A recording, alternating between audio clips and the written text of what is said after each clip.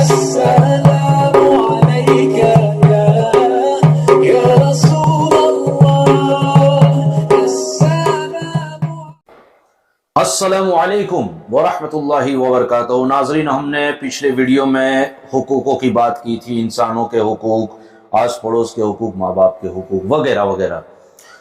آئیے اب بات کر لیتے ہیں اسلام کی روشنی میں کہ اسلام ہمیں کیا حکم دیتا ہے حقوق ادا کرنے کے لیے، یا اگر ادا نہ کر پائیں تو اسے معاف کرنے کے لیے۔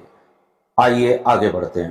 اگر کسی کا تمہارے اوپر کوئی حق تھا اور تم اس کو کسی وجہ سے ادا نہیں کر سکے، یعنی اگر کسی کا تمہارے اوپر کچھ قرض وغیرہ یا حقوق وغیرہ جو حق تھا وہ ادا نہ کر سکے، تو اگر وہ حق ادا کرنے کے قابل کوئی چیز ہو، یعنی ہم اسے دے کر وہ حق ادا کر سکتے ہوں، حق ادا کرنے کے قابل کوئی چیز ہو، مثلا کسی کا تمہارے اوپر قرض رہ گیا تھا، تو اس حق کو ادا کرنے کے 3 صورتیں ہیں، یعنی کسی سے آپ نے قرض لیا ہے تو اس کو ادا کرنے کی 3 صورتیں ہیں۔ وہ 3 صورتیں آپ ملاحظہ فرمائیے۔ یا تو خود حق والے کو اس کا حق دے دو، اب میں نے کسی کا حق لیا ہے تو میں اسے حق ادا کر دوں، یعنی جس کا بھی قرض لیا اس کو قرض ادا کر دو، یا اس سے قرض معاف کرا لو۔ اگر ہم ادا نہیں کر سکتے تو معاف کرا لینا چاہیے، کرا لو۔ اگر وہ شخص مر گیا جس سے ہم نے قرض لیا تھا، اب ہم ادا بھی نہیں کر سکے اور معاف بھی نہیں کرا سکے، اس کے بارے میں کہہ رہے ہیں اگر وہ شخص مر گیا ہو تو اس کے وارثوں کو اس کا حق یعنی قرض ادا کر دو۔ اگر وہ شخص مر چکا ہے تو اس کے پیچھے جو اس کے بچے ہیں، بیوی ہیں، ان کے وارثوں کو وہ حق ادا ہم کر سکتے ہیں۔ اور اگر وہ حق ادا کرنے کی چیز نہ ہو بلکہ معاف کرانے کی قابل ہو، یعنی پیسہ وغیرہ تو ہم نے لیا ہوتا تو ہم ادا کر دیتے، کوئی چیز لی ہوتی تو ہم ادا کر دیتے، اگر وہ مر جاتا تو اس کے پیچھے جو اس کے وارث ہے اس کو ادا کر دیتے تھے۔ لیکن یہاں بات ہو رہی ہے کہ ادا کرنے والی چیز نہیں ہے، پیسہ، پراپرٹی وغیرہ ادا کرنے والی چیز نہیں۔ مثلا کسی کی غیبت کی، دیکھیے آپ غور سے سنیے، کسی کی غیبت کی یا کسی پر تہمت لگائی، الزام ہے نا، تو ضروری ہے کہ اس شخص سے معاف کرا لو۔ یعنی میں نے آپ کی غیبت کی، کسی پر الزام لگا دیا، تہمت لگا دی، غیبت کر دی، یا اسے برا بھلا کہہ دیا، جو بھی، تو اس کی حیاتی میں، اس کی زندگی میں اس سے وہ معافی مانگ کر معاف کرا لینی چاہیے، معاف کرا لو۔ اور اگر کسی وجہ سے حقداروں سے نہ ان کے حقوق کو معاف کرا سکا نہ ادا کر سکا، مثلا صاحبان حق مر چکے ہوں تو ان لوگوں کے لیے ہمیشہ بخشش کی دعا کرتے رہیں اور اللہ تعالیٰ سے توبہ و استغفار کرتے رہیں، تو امید ہے کہ قیامت کے دن اللہ تعالیٰ صاحبان حق کو بہت زیادہ اجر و ثواب دے کر اس بات کے لیے راضی کر دے گا کہ وہ اپنے حقوق کو معاف کر دیں۔ یعنی اگر کسی کی غیبت کی، کسی کا دل دکھایا، کسی کو مارا پیٹا وغیرہ وغیرہ، تو ہمیں چاہیے کہ اس کی زندگی میں معافی مانگ کر ہم اس سے اپنا جو وہ حق ہے وہ ادا کروا لیں۔ اور اگر ایسا نہ ہو سکا، ہم لیٹ ہو گئے اور وہ مر گیا جس کی ہم نے غیبت کی تھی اس کے پیچھے، یا اس کی دل شکنی کی تھی، اگر وہ مر گیا تو پھر ہمارے پاس تو اب کوئی راستہ بچا نہیں، کیونکہ پیسے وغیرہ ہوتے تو ہم اس کے وارث کو دے دیتے، لیکن یہ تو ذاتی طور پر اس سے ہم نے اس کی ذات سے غیبت کی، اس کے لیے غیبت کی ہم نے اور لوگوں سے، بھلے اس کے پیٹھ کے پیچھے کی ہو، اس کے سامنے نہ کی ہو، یا اس کو ہم نے برا بھلا کہا، مار پیٹ کیا بے وجہ، تو اب وہ مر چکا ہے تو اب اس کے لیے کیا کریں گے؟ تو اس کے لیے ہمیں دعائے مغفرت کرتے رہنے چاہیے اور اللہ تعالیٰ سے معافی مانگتے رہنے چاہیے۔ تو اللہ تعالیٰ روز محشر میں وہ جس کا حق جو تھا، جس کے لیے ہم نے غیبت کی تھی، اللہ تعالیٰ اس کو اتنا اجر عطا کرے گا کہ وہ ہمارے جو گناہ ہیں وہ معاف کر دے گا، یعنی اتنا اجر عطا کر دے گا کہ دنیا میں اگر میں نے کسی کو غیبت کی، کسی کا دل اشنی کی، یا جو کچھ بھی ہے، تو وہ اللہ تعالیٰ اس پر اتنی رحمت برسا دے گا اور کہے گا کہ اب تو اس کو معاف کر دے، جس نے تجھے تیری غیبت کی یا تیرا نقصان کیا، تو وہ انشاءاللہ وہ معاف کر دے گا۔ اور اگر تمہارا کوئی حق دوسروں پر ہو، یعنی اب اپنی باری ہے، کسی نے مجھے کہا، یہ تو پہلے میں کہہ رہا تھا کہ ہم نے کسی کو کہا، اب کسی نے ہم کو کہا، اگر تمہارا کوئی حق دوسروں پر ہو، ہے نا، اور اس حق کے ملنے کی امید ہو، تو نرمی سے ساتھ تقاضے کرتے رہیں، نرمی کے ساتھ تقاضے کرتے رہیں، یعنی پیسہ دیا، پراپرٹی دی، وغیرہ وغیرہ جو بھی ہوگا، تو امید ہے کہ اس کے پاس ہے کہ وہ ہمیں ادا کر سکتا ہے، تو نرمی سے اس سے بات چیت کرے کہ بھیا دے دیجئے، نرمی سے بات کیجئے، تقاضا کیجئے، کرتے رہو، اور یہ کرتے رہنا چاہیے۔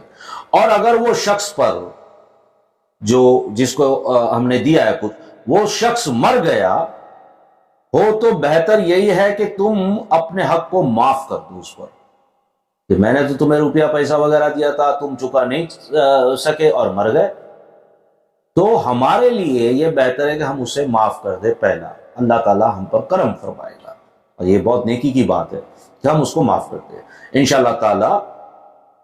قیامت کے دن اس کے بدلے میں بہت بڑا اور بہت زیادہ اجر و ثواب ملے گا۔ یہی کہا نا کہ اگر کسی کا پیسہ روپیہ ہمارا کسی پر باقی ہے اور وہ نہ دے سکا، اگر دے رہا ہے تو نرمی سے ہم اس کو کہتے رہیں، روزانہ تقاضا کرتے رہیں، نرمی کے ساتھ، بے عزتی نہیں کرنی اس کی، اور نہ اس کو ڈرانا ہے، نرمی کے ساتھ۔ اور اگر وہ مر گیا ہو تو ہمیں چاہیے معاف کر دے، تو روز محشر میں اللہ تعالیٰ ہمیں معاف فرمائے گا اور ہم پر رحم و کرم فرمائے گا۔ عام طور پر لوگ بندوں کے حقوق ادا کرنے کی کوئی اہمیت ہی جو ہے وہ نہیں سمجھتے، کوئی اہمیت نہیں، بندوں کے حقوق کیا ہے، ابھی میں نے اس کا کھایا معاف کر لیا، ہے نا، یا معاف کر دیا تو بہتری ہے، اس سے کروا لیا ہو تو۔ لیکن ہم سمجھتے کیا کر لو گے تم، میں نے کھا لیا، میں نے تمہاری غیبت کی، کیا کر لو گے، میں نے تمہیں گالیاں دی، کیا کر لو گے۔ دیکھیے دنیا میں تو یہ سب کرنا اور کہنا بہت آسان ہے، لیکن روز محشر میں اللہ تبارک و تعالیٰ کی پکڑ سے ڈریے، اس کے خوف سے ڈریے آپ۔ اللہ کا خوف جس کے دل میں ہوگا وہ اول تو یہ سب کرے گا نہیں، اور اگر کر بھی دیا تو جلد سے جلد، میں نے پہلے ہی کہا، معافی تلافی کریں۔ اور جس سے ہم نے یہ غیبت کی، جس کی ہم نے غیبت کی یا ان کو گالیاں دی، وہ اب دنیا میں نہیں رہا، اگر ہے تو معافی مانگ لے، اگر دنیا میں نہیں رہا تو اس کے لیے مغفرت کی دعا زیادہ سے زیادہ کریں، اللہ تعالیٰ ہم پر کرم فرمائے گا۔ تو میں یہ کہہ رہا تھا کہ ہم تو کوئی اہمیت سمجھتے نہیں ہیں، حالانکہ بندوں کے حقوق کا معاملہ بہت ہی اہم ہے، نہایت ہی سنگین اور بے حد خوفناک ہے، بندوں کا بندوں پر جو حقوق ہے۔ اب دیکھیں حقوق میں قرض بھی آ گیا، یا گالی دینا، غیبت کرنا، اس کے پیٹھ پیچھے بھی ہم نے بولا ہو، اس کو پتہ نہیں ہے، لیکن اللہ سب جانتا ہے، تو ہمیں جا کے کہنا ہوگا کہ ہم نے جھوٹ بولا، تہمت لگائی، تمہارے پیچھے غلط کچھ باتیں تم کو لے کر کہی، تو آپ مجھے معاف کر دیں، تب یہ حق ادا ہوگا۔ نہیں تو روز محشر میں اللہ تعالیٰ پکڑے گا ہمیں اور کہے گا کہ تو نے اس کے پیٹھ کے پیچھے جو ہے اس کی غیبت کی اور اس پر تہمت لگائے وغیرہ وغیرہ، تو اب تو اس سے معافی لے کے آ، تب میں معاف کروں گا، ورنہ نہیں کروں گا۔ روز محشر میں اللہ تعالیٰ یہ کہے گا اور ہم جہنم کے حقدار ہو جائیں گے۔ اللہ ہماری مغفرت کرے۔ اس کے لیے جیتے جی آپ معافی مانگ لیں، معاف کروا لیں، اور اگر مر جائے سامنے والا جس کی ہم نے غیبت کی ہے تو اس کے حق میں دعا کریں۔ آگے بڑھتے ہیں، بلکہ ایک حیثیت سے دیکھنا چاہیے تو حقوق اللہ، یعنی اللہ کے حقوق۔ اللہ کے حقوق کیا ہیں؟ نماز پڑھنا، قرآن مجید پڑھنا، روزے رکھنا، زکوٰۃ ادا کرنا، حج ادا کرنا، یہ ساری جو نیکیاں، عبادت جس کو ہم کہتے ہیں، اللہ کی عبادت، وہ اللہ کے حقوق ہیں، وہ بندوں کے حقوق نہیں ہے۔ بندوں کے لیے عبادت ہوتی ہے؟ کبھی نہیں ہوتی، وہ اللہ کے حقوق ہیں۔ تو اللہ کے حقوق سے بھی زیادہ حقوق العباد، یعنی بندوں کے حقوق، جو میں ابھی پہلے آپ کو بول چکا، سخت ہیں۔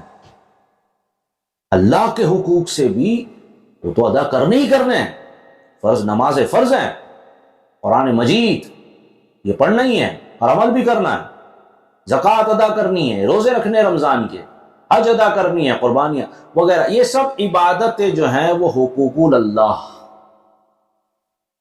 لیکن اس سے بھی سخت حقوق العباد، بندوں کے ساتھ جو ویوہار کیا وہ، اور وہ کیوں ہے آگے سمجھ فرمائیے آپ۔ اللہ تعالیٰ تو رحمان و رحیم ہے، بے شک وہ اپنے فضل و کرم سے اپنے بندوں پر رحم فرما کر اپنے حقوق معاف فرما دے گا، وہ تو بڑا رحیم و کریم ہے۔ روز محشر میں اگر ہم کہیں گے اللہ تو معاف فرما دے میری نمازیں چھوٹ گئی، اللہ معاف فرما دے میری زکاتیں چھوٹ گئی، اللہ معاف فرما دے میری حج چھوٹ گئی اور باقی عبادتیں چھوٹ گئی، تو وہ تو رحیم ہے، رحمان و رحیم ہے، وہ تو معاف فرما دے گا۔ بات تو جب بندوں کی ہوگی تب پھنسیں گے ہم۔ اسی لیے آگے دیکھیے کیا کہتے ہیں، اللہ رحمان و رحیم ہے، وہ تو اپنے حقوق معاف فرما دے گا انشاءاللہ، مگر بندوں کے حقوق اللہ تعالیٰ اس وقت تک نہیں معاف فرمائے گا جب تک بندے اپنے حقوق کو نہ معاف کرا دے۔ بات یہیں پر آ گئی، میں نے کہا نا کہ دنیا میں ہی معاف کروا لو تو وہاں کا ٹینشن ہی ختم، لیکن دنیا میں معاف نہ کرا سکے تو روز محشر میں اللہ تعالیٰ ہم کو کہے گا فلانے کی غیبت کی، فلانے کا مال کھا گیا، فلانے کا حق کھا گیا، فلانے کو بے وجہ تکلیف پہنچائی، اسے دکھ پہنچایا، جا سب سے پہلے اس شخص کے پاس جا اور اس سے معافی لے کر کے آ، تب میں معاف کروں گا۔ یا اللہ تو تو نمازیں معاف کر دی میری روز محشر میں، تو نے ہر عبادت جو میں نے چھوڑ دی اسے معاف فرما دی، ہر گناہ کو معاف فرما دیا، یہ کیوں نہیں؟ اللہ کہے گا وہ حقوق اللہ، وہ میرے حقوق ہیں اسی لیے میں نے معاف کروا دیا، اور یہ جو تو نے کیا ہے نا یہ بندوں کے حقوق ہیں، تو جس سے بھی تو نے یہ غلط ویوہار کیا ہے پہلے اس سے معافی مانگ کر کے آ۔ اسی لیے میں نے کہا دنیا میں ہے تو معافی کروا لو، حقوق کو معاف کروا لو، اگر وہ مر جائے تو اس کی مغفرت کی دعا کر دو، تو پھر اس سچویشن میں اللہ تعالیٰ اس بندے کو بلائے گا جس کی آپ نے غیبت کی، مال کھایا، اور اس پر ایسی نظر عنایت کرے گا اور کہے گا کہ بھلے اس نے دنیا میں تجھ سے معافی نہ مانگی لیکن تیرے لیے پوری زندگی وہ مغفرت کی دعا مجھ سے کرتا رہا، تجھے چاہیے کہ معاف کر دے۔ یہ دو چیزیں ہیں، یا تو دنیا میں معاف کروا لو یا روز محشر کے لیے اس کے لیے مغفرت کرتے رہو روزانہ، تو شاید کچھ بات بن جائے، ورنہ تو اللہ تعالیٰ کہے گا کہ جاؤ پہلے اس بندے کی معافی تلافی لے کے آؤ تب میں تمہیں معاف کروں گا، ہے نا؟ جیسے یہاں کہا کہ اللہ تعالی جب تک نہیں معاف فرمائے گا جب تک کہ بندے اپنے حقوق کو نہ معاف کر دیں، وہ بندے جس سے ہم نے جو ہے ظلم کیا وغیرہ وغیرہ وہ معاف نہ کر دے تب تک اللہ تعالیٰ معاف نہیں کرنے والا۔ لہذا بندوں کے حقوق کو ادا کرنا یا معاف کرا لینا بے حد ضروری ہے، ورنہ قیامت میں بڑی مشکل کا سامنا ہوگا۔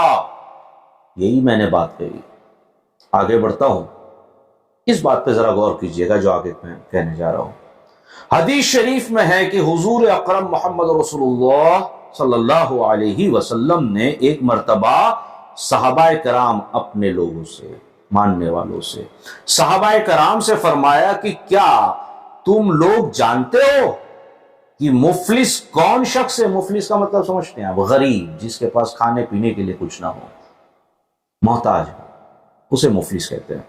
مفلس کون ہے؟ تو صحابہ کرام نے عرض کیا کہ جس شخص کے پاس درہم اور دینار مال و سامان نہ ہو وہ مفلس ہوتا ہے، یعنی جس کے پاس پیسہ پانی نہ ہو، پراپرٹی نہ ہو، کوئی مال سامان نہ ہو، بہت ہی غریب ہے، وہ مفلس ہے۔ تو آگے آقا نے کیا فرمایا؟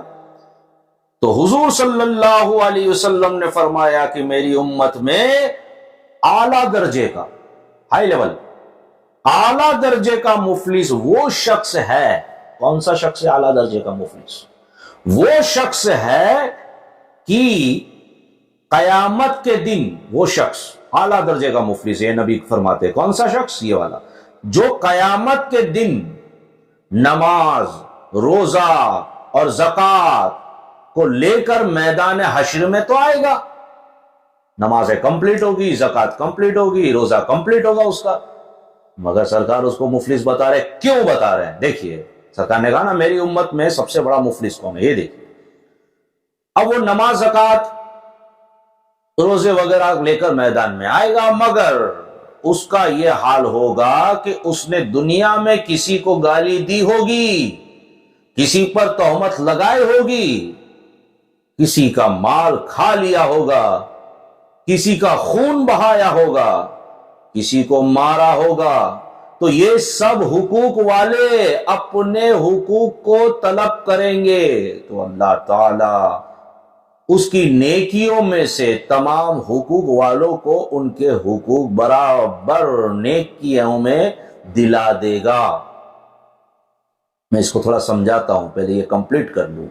اگر اس کی نیکیوں میں تمام حقوق والوں کو اللہ تعالی حکم دے گا کہ تمام حقوق والا، اگر نیکیاں کم پڑتی ہیں تو اللہ تعالی حکم دے گا کہ تمام حقوق والوں کے گناہ اس کے سر پر ڈال دو. چنانچہ سب حق والوں کے گناہ کو یہ سر پر اٹھائے گا، پھر جہنم میں ڈال دیا جائے گا.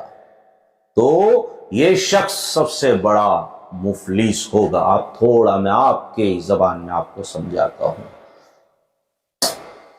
نماز، روزہ، حج، زکات وغیرہ ساری چیزیں ہیں اس کے پاس، مگر روز محشر میں کچھ لوگ اللہ کے بارگاہ میں حاضر ہوں گے اور کہیں گے یا اللہ اس نے میری غیبت کی تھی دنیا میں، یا اللہ اس نے میرا خون کیا تھا دنیا میں، یا اللہ اس نے میرا حق کھا گیا تھا دنیا میں، یا اللہ اس نے مجھے دنیا میں ذلیل کیا تھا، یا اللہ اس نے مجھے دنیا میں تکلیفیں پہنچائی تھی، اور معافی بھی نہیں مانگی اور نہ میرے لیے مغفرت کی دعا مانگی. تو اب یہ شخص اس شخص کے لیے یہ شخص نے اس کی غیبت کی، اس کا خون کیا، اس کو تکلیف پہنچائی وغیرہ وغیرہ، یہ سمجھانے کی غرض سے کہہ رہا ہوں. تو اللہ تعالی اس شخص کی جس نے تکلیفیں پہنچائی، اس شخص کی نیکیاں جو ہے وہ اس شخص کے پاس، اس شخص کے پلڑے میں ڈال دے گا جس کو اس نے تکلیف دی تھی. تو ایسے کئی لوگ ہوں گے. تو اب جس نے تکلیف دی ہے ان کی نیکیاں سبھی کو بانٹ دی جائے گی، پھر بھی کم پڑے گا، پھر بھی کم پڑے گا. اب نیکیاں تو اس کی بانٹ دی گئی، جس نے تہمت لگائی، غیبت کی، ظلم کیا، اس کی نیکیاں تو ان لوگوں پر بانٹ دی جائے گی جس پر انہوں نے، اس شخص نے جو ہے ظلم کیا، ان کو تو بانٹ دی جائے گی، مگر پھر بھی کم پڑے گی. تو اللہ تعالیٰ کہے گا اب اس کے پاس تو کوئی نیکی بچی نہیں، جتنی تھی وہ تو ڈال دی. تو میرے فرشتوں اب ایک کام کرو، جس پر اس نے ظلم کیا ہے ہم نے اس کی نیکیاں ان کے پلڑے میں ڈال دی، ٹھیک ہے. اب کم پڑ رہا ہے، اب اس کے پاس نیکی ختم ہو گئی. تو جس کے ساتھ اس نے ظلم کیا اسے نیکیاں تو ہم نے دے دی سب کو، مگر جس کے ساتھ ظلم کیا ہے ان سب کی بدی یعنی برائیوں کو لے کر اس پہ ڈال دو، کیونکہ نیکیاں تو اب اور ہے نہیں. تو جس کے ساتھ آپ نے گناہ کیا، ظلم کیا، غیبت کی، خون کیا، مال ہڑپا، جن جن لوگوں کا، ان لوگوں کو آپ کی نیکیاں دے دی جائے گی، اور کم پڑنے پر ان سب کے گناہ آپ پر ڈال دیے جائیں گے، گھسیٹتے ہوئے جہنم میں لے جایا جائے گا. ہم بڑے فرشتے بنا پھرتے ہیں، ہم نے کسی کا حق نہیں کھایا. نہیں، ایسا نہیں ہے. اگر آپ نے کسی کا حق کھایا یا کسی کی غیبت کی یا کسی کی برائی کی، معافی مانگنے میں شرم آتی ہے، تو آپ پھر اس کے ساتھ اچھائی لاکھ کر لیں، لاکھ اچھائی کر لیں، جب تک آپ معافی نہیں مانگیں گے تب تک خدا معاف نہیں کرے گا. آپ روزے محشر میں کہیں گے اللہ ٹھیک ہے میں نے اس سے غیبت کی، میں نے اس کا مال لوٹا، لیکن ایک وقت کے بعد میں نے جو لوٹا اس سے 1000 گنا زیادہ اس کو دے دیا، 1000 گنا زیادہ اس کی تعریف کر دی. اللہ کہے گا نہیں، یہ الگ چیز ہے، معافی مانگنا الگ چیز ہے. معافی مانگنی پڑے گی، اور اگر یہ معاف کرتا ہے ٹھیک ہے دنیا میں، نہیں تو آخرت میں اس کو پوچھا جائے گا تو معاف کر دے، تو وہ کہے گا اللہ میں معاف کر دوں تو مجھے کیا ملے گا؟ اللہ کہے گا اس کی نیکیاں میں تجھے دے دیتا ہوں۔